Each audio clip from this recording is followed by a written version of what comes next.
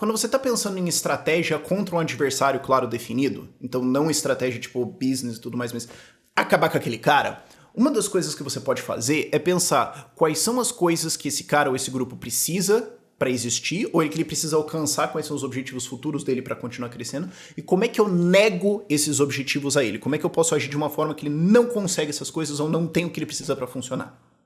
Então vamos pensar isso aqui em relação ao PT.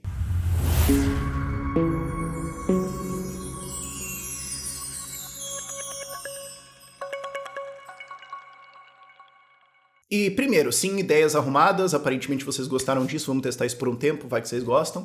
Segundo, eu tô pensando aqui o PT, mas não só o PT, eu tô pensando na esquerda como um todo no Brasil, tá? Eu sei que é um grupo maior e tudo mais, que está em vários partidos, tá, a gente pode concordar nisso. Terceiro, aliás, por que eu tô fazendo esse vídeo? Porque eu quero falar dessas de o que fazer, porque não basta só criticar, porque eu tava com essas ideias aqui na minha cabeça há algum tempo, mas daí veio aquele deputado defender o direito de você comprar o Mein Kampf, por exemplo, o que eu entendo, você tá falando de liberdade de expressão, liberdade de comprar livros e tudo mais, mas como é que dentro da sua lista de argumentos e coisas você pensou assim, qual que é a melhor coisa, qual que é o melhor balaço que eu posso jogar aqui, qual é o melhor argumento que eu posso fazer? Vamos defender comprar o livro do Hitler. Você não conseguiu pensar em nada melhor. E depois, o que foi o estopim disso foi o Nicolas ontem na Câmara dos Deputados botando uma peruca pra fazer aquele auê lá e tudo mais. E eu entendo o ponto que ele tava fazendo. Eu entendo o ponto que ele estava fazendo e tudo mais, mas... Vocês entendem. E o meu reflexo nesses momentos é, você fica meio frustrado e tudo mais, eu olho... Mas o meu reflexo é... Vamos então falar do que deveria ser feito, certo? Isso é uma coisa que eu aprendi na vida que eu dou de conselho pra vocês. Não só aponte que tá errado, ensina o certo também. Porque assim, se você só tá apontando que tá errado, não fazendo porcaria nenhuma, você não tá realmente contribuindo, sabe? Então assim, tenta um balanço tipo 10, 20% apontar o errado, 80, 90% apontar o certo e tentar construir isso. Isso posto, quais são esses pontos principais do PT? E não vai ter nenhuma grande novidade aqui, eu imagino, pra vocês, mas eu acho que ranquear isso ajuda vocês a perceberem isso, eu acho que os argumentos e tudo mais ajudam vocês a formalizar, estruturar isso aqui tudo, que é uma coisa que eu sinto que acontece bastante no canal. Tipo, muitas vezes em libertarianismo eu não tô falando novidades pra vocês, mas ajudando vocês a estruturar uma coisa que vocês meio que já sentiram no coração de vocês, certo? Isto posto, uma das coisas principais, se não a principal que eu vejo na atuação do PT, da esquerda hoje, da mídia que tá junto com eles e tudo mais, é manter o Bolsonaro vivo. Eles precisam que o Bolsonaro exista como uma ameaça para continuar retendo aquele centro que não é de esquerda. Aquela galera que votou no Lula porque o Bolsonaro é grosso, ou estúpido, ou porque ele xinga, ou porque ele é tosco, ou porque ele é burro, ou porque esteticamente... Ou é a galera que acha que o Bolsonaro ele vai dar um golpe, vai acontecer isso. Eles precisam manter essa galera assustada, eles precisam manter o bicho-papão do Bolsonaro a qualquer momento saindo debaixo da cama e derrubando a República, para manter essa galera assustada e engajada, e não criticando o Lula. Porque fica esse argumento de não, tá bom que o Lula não aceitou assinar a cartinha condenando a ditadura da Nicarágua, mas se você apontar isso, sabe o que vai acontecer? O que vai acontecer é que os bolsonaristas vão voltar e o Bolsonaro vai surgir e dar um golpe. Portanto, você não pode criticar o Lula. Para isso, eles precisam manter o bolsonarismo vivo. Para isso, eles precisam manter esse bicho-papão, esse a qualquer momento vai acontecer. E isso faz com que também, assim... Ficar também querendo a volta dele ajuda isso, sabe? E é uma coisa que meio que já é prego batido de ponta virada. Ministros do STJ e STF já falaram, ele vai ficar inelegível. Tipo, manchete aqui pra você. Aí você fala, não, mas peraí. Antes mesmo do processo andar, juízes já estão dando a sentença. Bem-vindo ao Brasil. Mas já é claro que é isso que vai acontecer. Ele não vai estar no pleito em 2026. Inclusive, se ele tiver, sabe o que eu acho? Vai ser porque o Lula vai ligar pra esses caras e fala, não condena não, cara, não faz isso. Não faz. Aí vai tirar ele da corrida. Aí vai abrir pra novos nomes. Aí pode dar, não, eu quero o Bolsonaro no segundo turno comigo lá em 2026 também. Vou falar assim, não, tá bom que a gente fez... Mas vai ser o retorno do genocídio nazista. Então nós não podemos... Mas se você não votar pra mim, Lula, vai ser o retorno do literal genocídio nazista do Bolsonaro. Então, não podemos nos dar ao luxo de correr esse risco. Então, assim, é importante enterrar esse bolsonarismo, essa forma tosca de ser oposição. E também é importante lembrar, porque sim, eu sei que vai vir essa crítica, isso não significa abandonar todas as pautas. Tipo assim, você pode defender armamentismo sem também abrir espaço para as pessoas falarem que você quer dar um golpe na República. Você pode defender combate à esquerda de uma forma educada, calma e racional, fazendo argumentos calmamente. Você pode defender todas essas pautas sem fazer o jeito que o Bolsonaro fazia, sem associar com as figuras pinóia das ideias que ele ia se associar.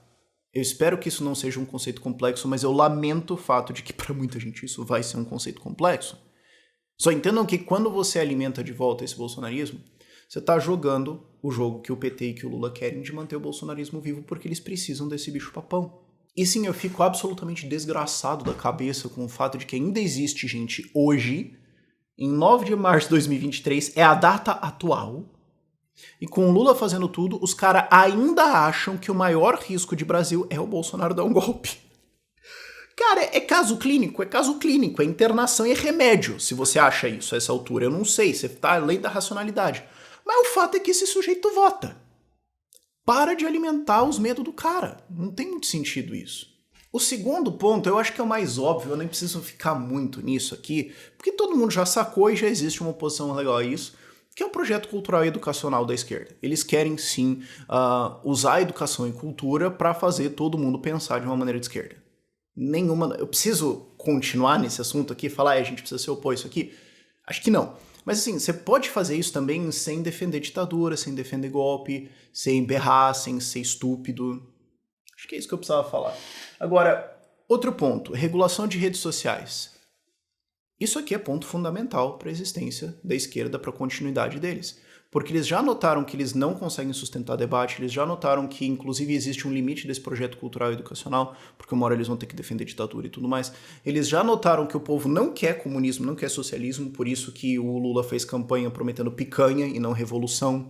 Eles já notaram que falar de ditador, falar de defender ditadura, de investimento né, nos países malucos aí da América Latina é impopular, por isso que eles tentaram esconder isso na campanha, por isso que teve a atuação do TSE para censurar essas coisas e tudo mais. Então, assim, eles entendem que num ambiente de livre discussão de ideias, não prospera. Não dá para conseguir defender a esquerda. Eles aprenderam isso com o impeachment, por exemplo. Até hoje, o PT e o Lula culpam a imprensa. O impeachment aconteceu porque a gente não conseguiu colocar a nossa versão na imprensa. Por quê? Porque a imprensa virou e falou o que aconteceu. Não foi nem partidário, só falaram, cara, olha, de fato o petrolão aconteceu. E de fato a Dilma colocou a maior crise econômica da história do Brasil. E as pessoas ouviram isso e falaram, e tiveram um momento de lucidez e apoiaram o impeachment. E ele acabou acontecendo. Então, assim, é ponto básico, chave fundamental, para mim, prioridade número 1, conter essa sanha da esquerda e de um bando de imbecil, não tem outra palavra, que acha que precisa regular isso aí para defender a democracia. Sem isso não existe articulação de todo o resto das coisas. E você pode fazer essa defesa sem falar assim, já sei o que eu vou argumentar. Eu quero ter o direito de comprar o livro do Hitler. Tipo,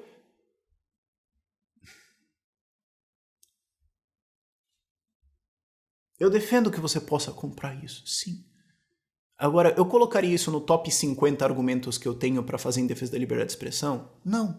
E me incomoda muito profundamente não ver uma unidade, uma organização para fazer uma atuação em Brasília e perante redes sociais e perante mídia de defesa da liberdade de expressão contra a regulação, contra a legislação. Tá muito disperso isso. Mas bom. E tem até uma coisa um pouco mais sutil acontecendo, e isso aqui eu acho que é novidade para muitas pessoas, que é uma pressão para uma autocensura, uma autorregulação das redes sociais, no sentido de, tem projetos para regular redes sociais tramitando, para taxar, para fazer um monte de coisa, para ferrar os caras tudo. Então isso cria uma pressão para as redes sociais de falar, vamos fazer o seguinte, vamos pensar aqui como redes sociais. Se a gente só der uma reduzidinha aqui na direita, vai lá no algoritmo dos caras e dá uma seguradinha no pessoal, dá umas porradas neles a mais e tudo mais, vai dar uma reduzida, vai dar uma segurada. Vamos colocar algumas diretrizes aqui que limitam os caras, conteúdo, tal, alguma coisa assim. Não tô falando que eles estão fazendo isso, aquilo. Tô falando, existe essa pressão, tá? E se a gente fizer isso, esses caras dão uma encolhida, eles incomodam menos. Eles aparecem menos.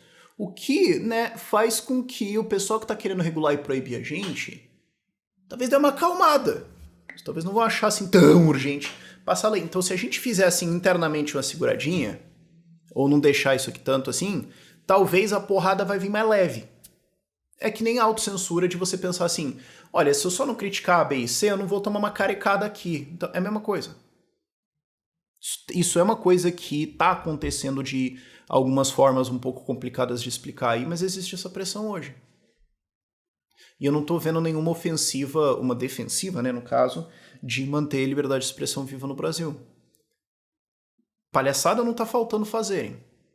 Outra que o PT, inclusive, já lançou, não deu muito certo, mas eles vão ter que retomar. Essa batalha vai acontecer de novo e a gente precisa produzir conteúdo, a gente precisa explicar para as pessoas a importância disso. Independência do Banco Central.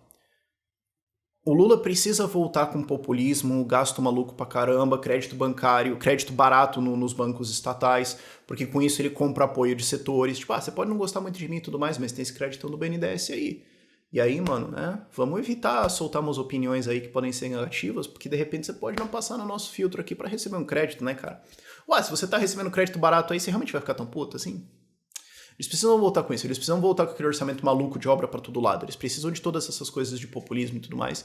E um dos grandes entraves é o juro alto colocado pelo Banco Central, que é uma consequência, na verdade, do Brasil ser estúpido como o Brasil é uma consequência do pessoal ter feito L aí nas eleições. Mas eles precisam, para fazer todas essas maluquices econômicas, uma das coisas fundamentais é abaixar os juros na marra no Brasil, porque isso também está levando a falências, isso também está levando a uma desaceleração econômica. Aí você vai falar, óbvio, mas Rafael, isso aí vai dar inflação, isso vai dar problemas lá na frente. Bom, sim, óbvio. Só que daí você tem dois grupos largamente dentro da esquerda. O primeiro, o grupo que não acredita nisso. Eles acreditam que não existe qualquer ligação entre impressão de moeda, juros baixos e irresponsabilidade fiscal e inflação. Simplesmente acham que isso aí é culpa do capitalismo. Faltou imposto. Faltou imposto para enxugar a liquidez da economia. É porque, além de imprimir dinheiro e tudo mais, a gente precisava ter subido os impostos. Aí ia dar certo. Você tem um pessoal que também acha isso aí. Fazer o quê? Agora, você tem o outro pessoal, que é o pessoal mais realista, que eles falam, vai dar inflação. Mas daí a gente culpa o capitalismo. Culpa a Uber, sei lá. Pega uma empresa que a gente não gosta aí. Qual que foi o último empresário que criticou a gente?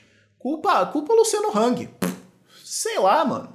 Culpa o capitalismo, culpa os empresários. Fala que, então, é por isso que precisa ter mais Estado, mais regulação, mais imposto. Entendeu? O governo é lindo e perfeito. É só que a gente precisa ter umas regulações de preços aí e tudo mais.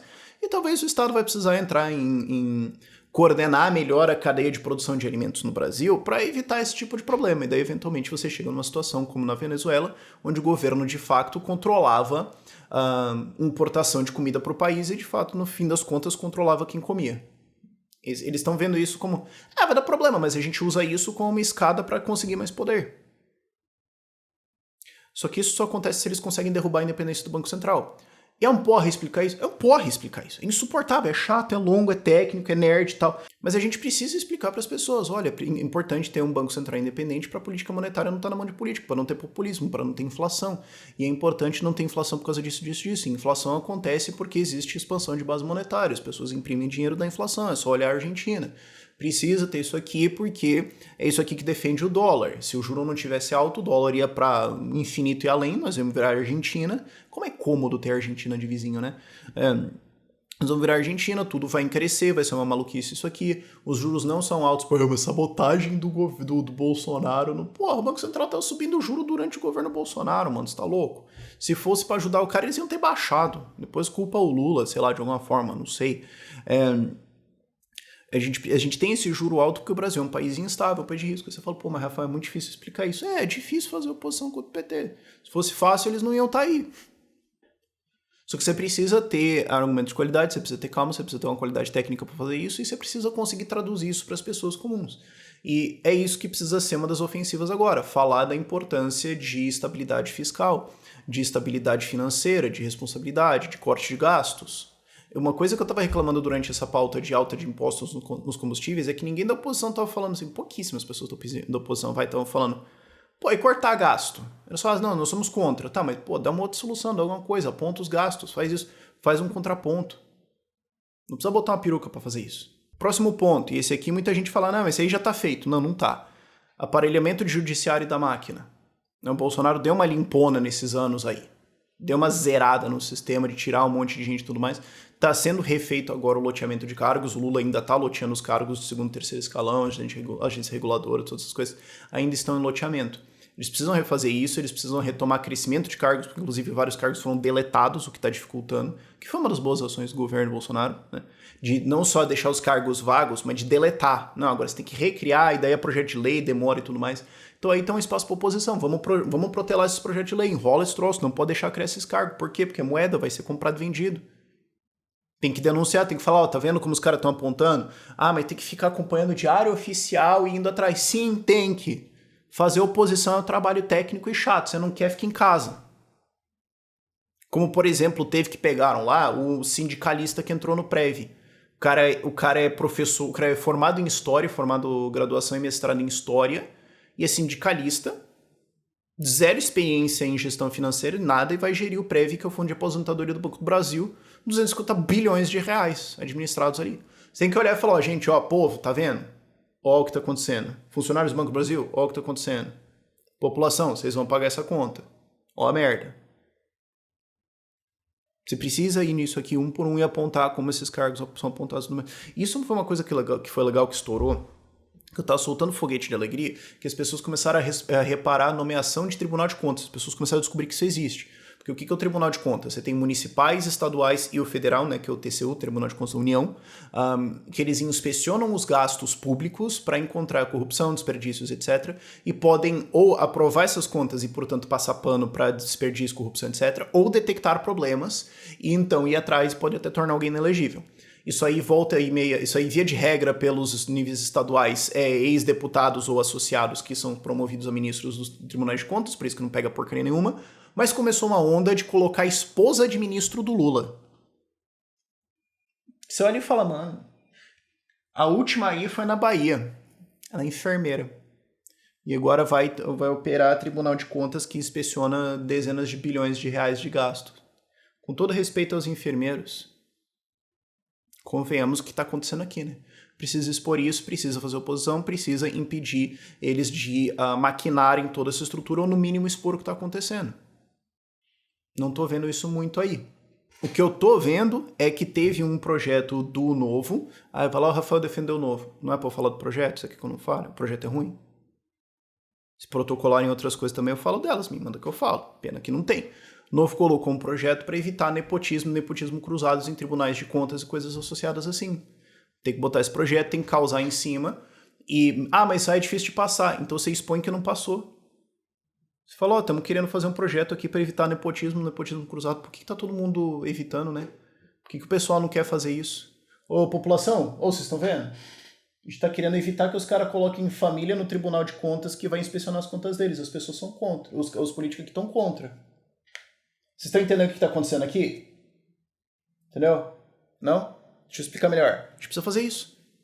Outra coisa que vai vir também, porque o PT quer expandir o seu controle de economia e orçamento, é tentar desfazer privatizações ou aberturas de mercado. Isso aí eles cantaram a bola lá no começo do mandato. Felizmente deu uma mornada agora, porque eu acho que como eles estão loteando os cargos e tudo mais, deu uma desacelerada nisso, mas vai voltar. Cancelar a abertura de capital, aliás, abertura de capital não, a capitalização e efetiva privatização da Eletrobras. Cancelar o novo marco do saneamento. De alguma forma cancelar ou retomar controle do novo marco de ferrovias. Porque o que essas coisas fizeram? Elas colocaram o protagonismo do investimento e desenvolvimento de infraestrutura no Brasil de volta para o mercado privado, onde não tem tanto controle estatal assim. O PT é sobre isso, eles são sobre o controle estatal, então eles precisam de alguma forma cancelar ou retomar isso. Então vai precisar defender essas reformas, vai precisar defender essas ideias, vai precisar defender os resultados, vai precisar falar dos dados, explicar e ensinar isso para a população. É que nem o plano real. Você tem que continuamente defender o negócio. Mas as pessoas vão esquecer, tem que ficar falando óbvio. Sim, seja bem-vindo a... Sabe? E eu acho até engraçado, isso parece até um ataque, mas assim, cara, é honesto, eu tô falando isso. Eu acho engraçado quando alguém, tipo, cristão falando isso. Tipo, não, mas precisa ficar falando básico e repetindo isso pras pessoas e tudo mais. O que padre faz na missa todo domingo? O que pastor faz todo fim de semana? Voltar e falar, não, eu sei que vocês já leram a Bíblia aqui e tudo mais, mas vamos só dar uma relida aqui. Caso o pessoal tenha esquecido. ok? Vamos só celebrar esse negócio de novo aqui. Sabe, quando que você vai pra uma... Assim, eu tô dizendo, é curioso pessoas que são religiosas falando isso, porque o ritual inteiro de religião é ser constantemente relembrado do óbvio pelas pessoas que fazem essa orientação teológica. Sabe, eu não lembro, eu não conheço muitos casos onde alguém foi na missa e falou, pá, nessa eu não sabia. Não matarás. Putz. Novidade. Sabe, sim, você precisa o tempo todo falar essas coisas básicas e explicar os pilares fundamentais da sociedade e por que a gente precisa defender eles para as pessoas, senão elas vão fazer merda. Sim. E por último, essa aqui a gente pode ficar bem atento porque essa aqui é importante. Tem que entender quem que o PT tá querendo colocar de sucessor do Lula e já começar a expor os caras. Existe essa disputa por quem vai ser o sucessor. Vai saber se ele vai estar lá em 26 funcionando ou não, o que vai estar acontecendo, se vai estar vivo ou não. Né? Então existe a disputa agora. Boulos, Haddad, Janja, não sei. Talvez os nomes que eles estão testando agora não vai dar nem tempo, porque vai daqui até lá já queima, vai ser outro, né? Quem que diria em 2000 e... sei lá, 4, 5 que o sucessor do Lula ia ser a Dilma. Entendeu? Então assim, a gente precisa detectar quem que eles estão fazendo e começar a expor, começar a atacar esse tipo de coisa. Também não precisa botar uma peruca pra fazer isso. Todas essas coisas são estratégicas, todas essas coisas a gente precisa fazer. Não importa o que o PT faça, todas elas são importantes indo pra frente e para defender reformas em um Brasil melhor. Então assim, tá umas sugestões. Tá umas sugestões de pautas, de discussões, de estudos para vocês. E todos eles você pode fazer sem fazer palhaçada por aí e virar manchete. Por esse vídeo é isso.